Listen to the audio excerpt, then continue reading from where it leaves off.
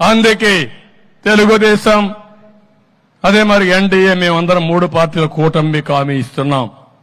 మీ ఉద్యోగాలు తీసేయం, వాలంటీర్ వ్యవస్థ కొనసాగిస్తామని మరొక్కసారి మీ అందరికీ హామీ ఇస్తున్నా.